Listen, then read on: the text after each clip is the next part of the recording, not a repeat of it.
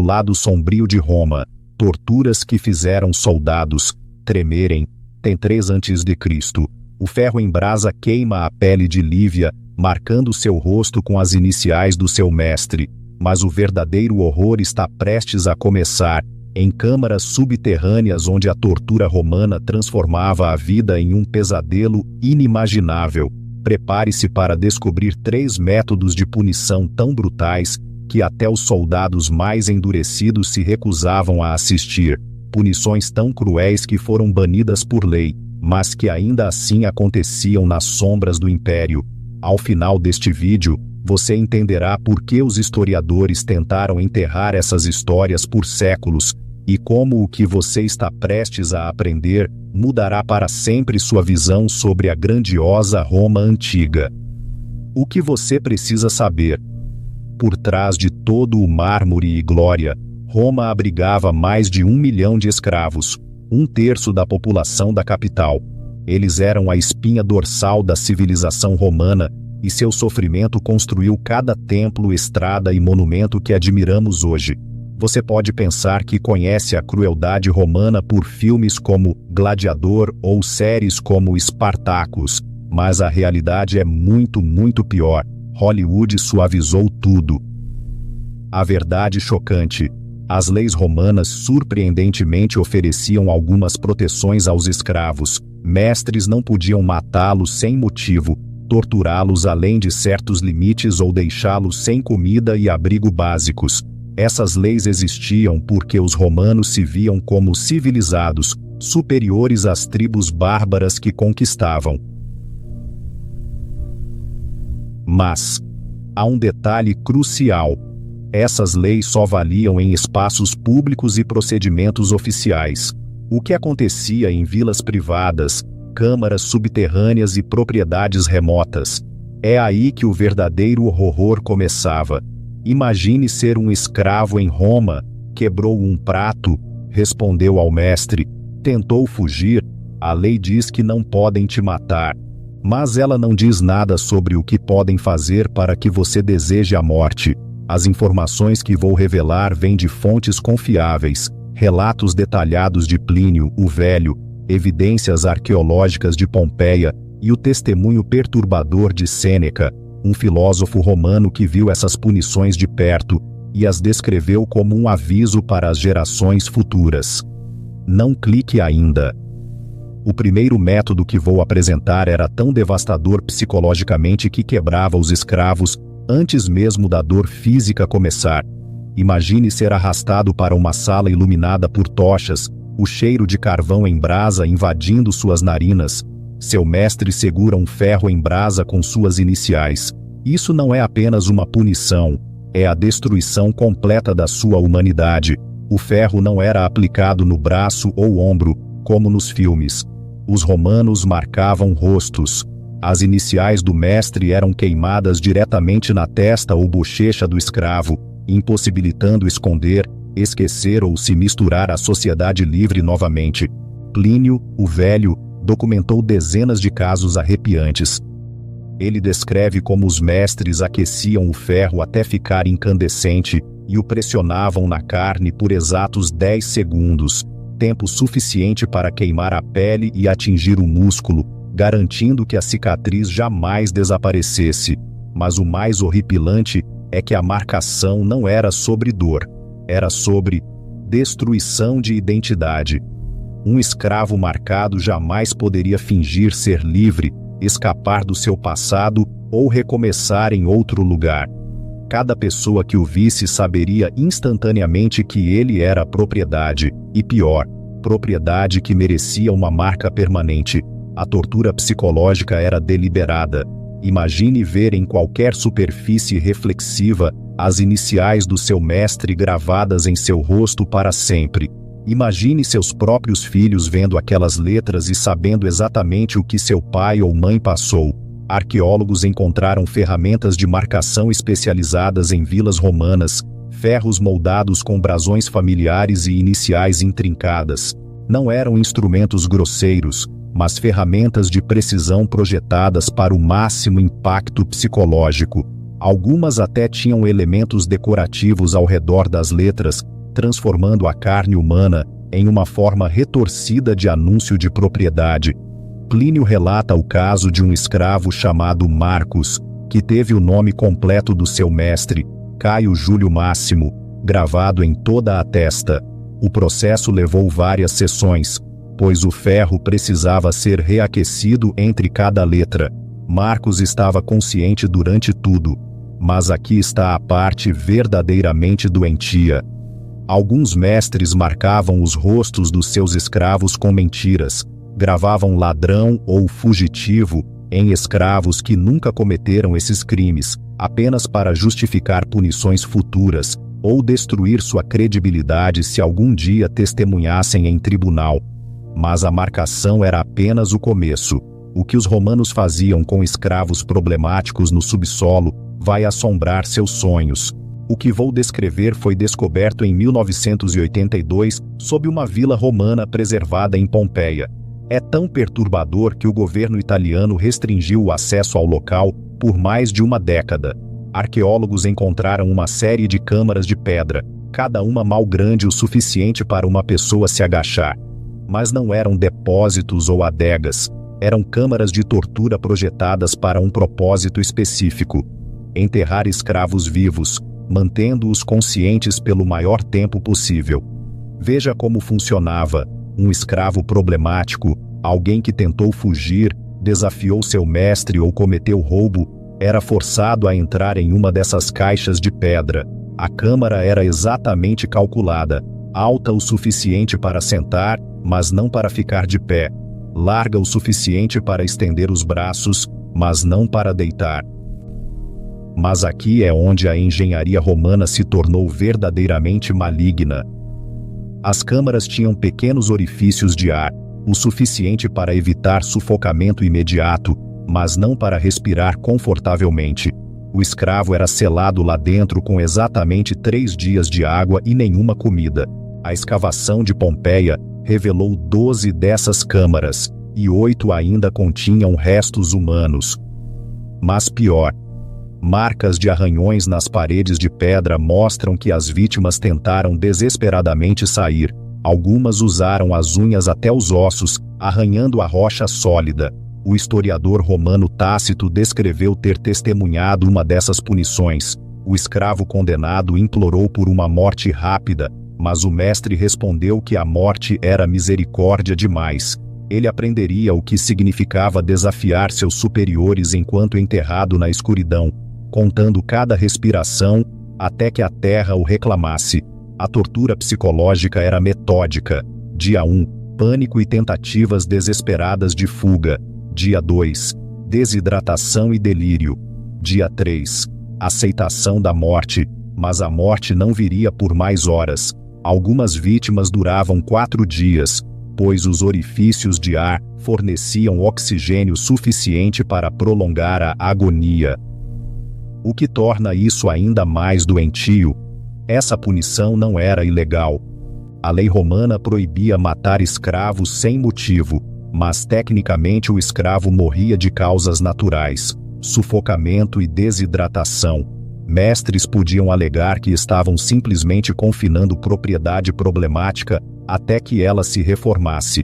Alguns mestres visitavam as câmaras durante a punição, falando pelos orifícios de ar, para perguntar se o escravo estava pronto para se comportar adequadamente.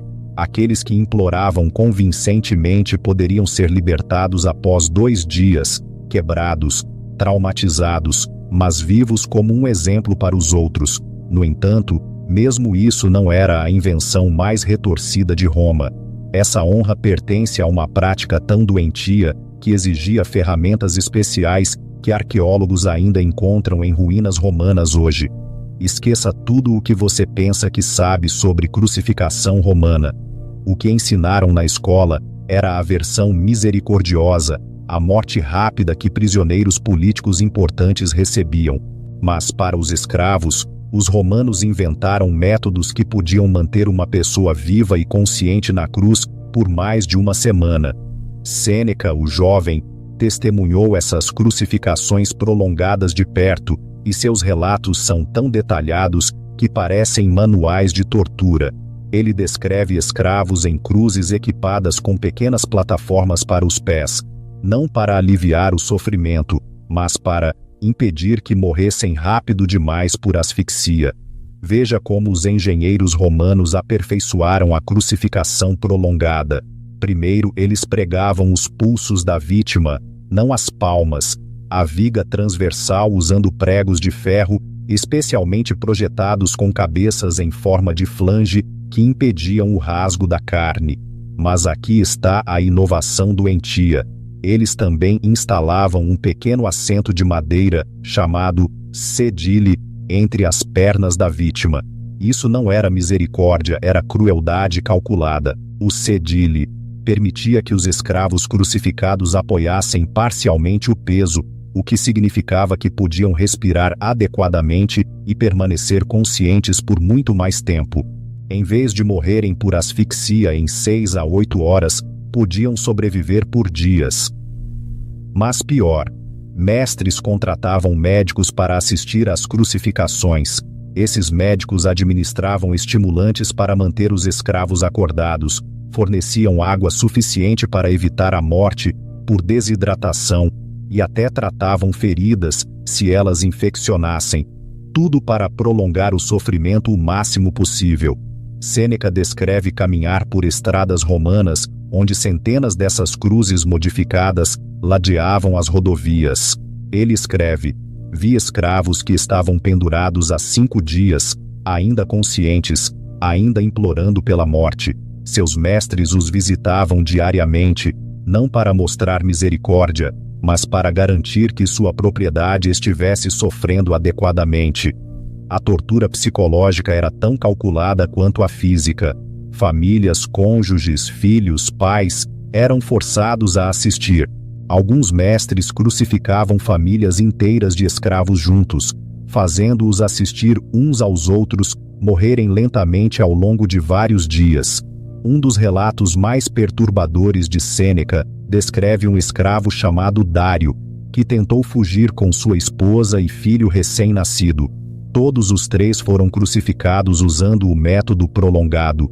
Dário durou 6 dias, sua esposa 4, e seu bebê. Os mestres não mostraram misericórdia, mesmo para crianças. Morreu no 2º dia. Dário foi forçado a assistir sua família morrer, enquanto permanecia consciente. Os romanos até criaram kits de crucificação portáteis, cruzes dobráveis com cediles, embutidos que mestres viajantes podiam montar em qualquer lugar. Rebeliões tinham que ser punidas imediatamente, onde quer que ocorressem. Mas tudo isso empalidece em comparação com o que aconteceu quando escravos tentaram fugir e foram pegos. O que vou revelar faz tudo o resto parecer misericórdia. Sei que isso está ficando incrivelmente sombrio, mas se você ainda está assistindo, está claramente tão fascinado pelas verdades brutais da história quanto eu. Antes de revelar a punição mais chocante de todas, certifique-se de estar inscrito. Na próxima semana vou expor os métodos de treinamento de gladiadores romanos, que foram de alguma forma ainda piores do que o que estamos discutindo hoje. E acredite, você não vai acreditar no que eles faziam com voluntários que tentavam entrar nos jogos por dinheiro. 71 a.C. O general romano Pompeu Magno fez algo tão horripilante que assombra os historiadores até hoje.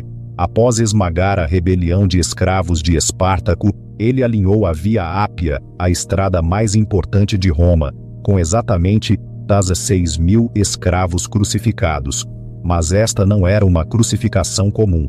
Era uma exibição de 120 quilômetros de tortura estendida, projetada para quebrar o espírito de cada escravo no império. Imagine, você está viajando de Roma para Brindisi, e por 3 dias inteiros de caminhada, você nunca escapa da visão e do som de escravos morrendo. A cada poucos metros, outra cruz. Em cada cruz, outro ser humano morrendo lentamente em agonia. O cheiro era tão avassalador que romanos ricos precisavam pegar rotas alternativas por meses. Mas aqui está o que o torna ainda mais doentio. Pompeu usou o método de crucificação prolongada que descrevia em todos os 6.000 escravos, com plataformas, rações de água e atenção médica para mantê-los vivos o máximo possível. Os primeiros escravos morreram após 4 dias. Os últimos viveram por mais de uma semana. Plutarco, o historiador romano, escreveu que era possível ouvir os gritos a 8 quilômetros de distância. Moradores locais fugiram de suas casas, porque a tortura psicológica de ouvir 6.000 pessoas morrendo lentamente era insuportável, mesmo para romanos endurecidos que estavam acostumados a jogos de gladiadores.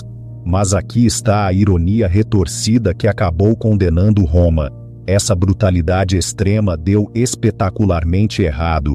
Em vez de prevenir futuras revoltas de escravos, convenceu todos os escravos do império de que a morte em rebelião era preferível à captura. Revoltas de escravos, na verdade, aumentaram após Espartaco, tornando-se mais desesperadas e violentas. A decadência moral que permitiu tal desumanização sistemática infectou a sociedade romana de cima para baixo. Cidadãos se dessensibilizaram ao sofrimento. Líderes competiam para mostrar quem podia ser mais cruel, e o império lentamente perdeu as virtudes cívicas que o haviam tornado grande. O próprio Sêneca reconheceu essa conexão. Ele escreveu: "Nós que torturamos nossos escravos, torturamos nossas próprias almas. Nós que negamos humanidade aos outros, perdemos nossa própria humanidade. Roma constrói monumentos à sua glória sobre fundações de pedra gritante." A ironia final: esses 6.000 escravos crucificados se tornaram mártires cujo sofrimento inspirou as próprias revoltas que eventualmente contribuíram para o colapso de Roma. Cada punição extrema criou mais inimigos desesperados.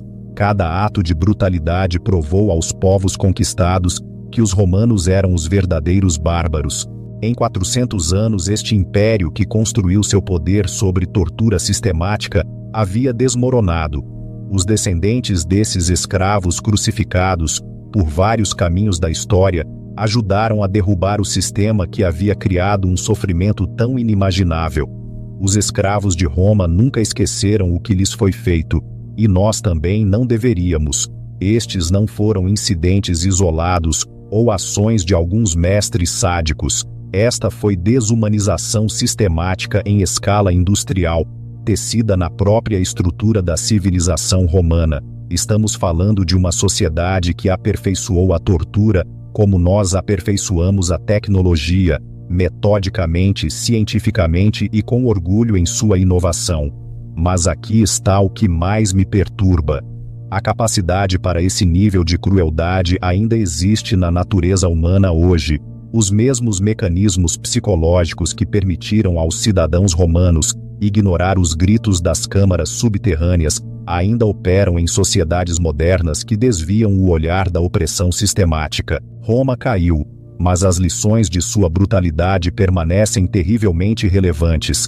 Quando desumanizamos os outros, seja através da escravidão, genocídio ou qualquer forma de opressão sistemática, plantamos as sementes de nossa própria destruição moral.